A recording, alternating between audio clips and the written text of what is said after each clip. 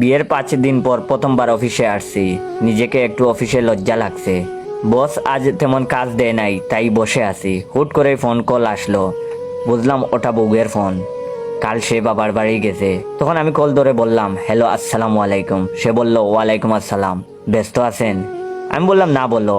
সে বলল, বলছিলাম আব্বু আজ আপনাকে দুপুরে দাওয়াতে ডাকছিল। তখন আমি বললাম, হ্যাঁ মনে আছে, তবে অফিস শেষ করতে করতে বিকেল হয়ে যাবে না? তখন সে বলল, ছুটি নিয়ে আসেন। আমি বললাম, আচ্ছা দেখছি কি করা যায়। তখন সে বলল, কি খাবেন, কি রান্না করব? আমার তার কথা শুনে চোখ দিয়ে পানি বের হয়ে গেল। কেন যে বিয়ে এত দেরি করে করলাম, এত ভালো বিবাহিত জীবন। তখন সে বলল, বলেন চুপ কেন? আমি বললাম, না কিছু না, যেটা খুশি রান্না করো, অতিরিক্ত কিছু করার দরকার নেই। তখন সে বলল, আচ্ছা শুনেন, আপনার ফেসবুক আইডির লিঙ্কটা যদি দিতেন, খুঁজে পাচ্ছি না তো। তখন আমি বললাম, আচ্ছা মেসেজ করে দিচ্ছি।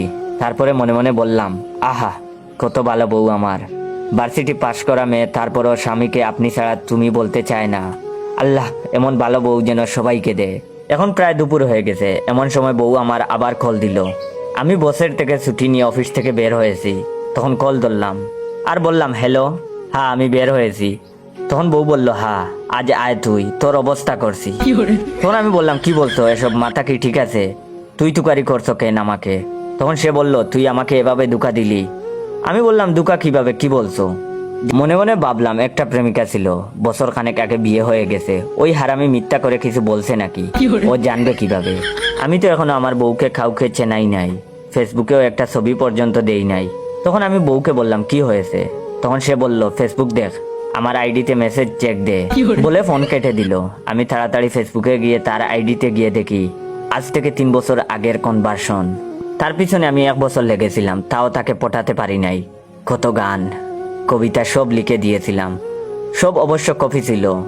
তাও সে না ছবি দিয়েছিল, না ফোন নম্বর। অবশেষে চরম বিরক্তি নিয়ে শেষ মেসেজ দিয়েছিল, তোর মতো শেষরা ছেলের সাথে প্রেম করার চাইতে আজীবন সিঙ্গেল থাকবো। বিয়ে তো অনেক দূরের কথা।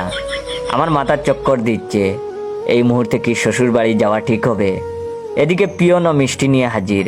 আপনারাই বলেন, এখন কি আমি আমার শ্বশুর বাড়ি যাব নাকি আপনার শ্বশুর বাড়ি যাব?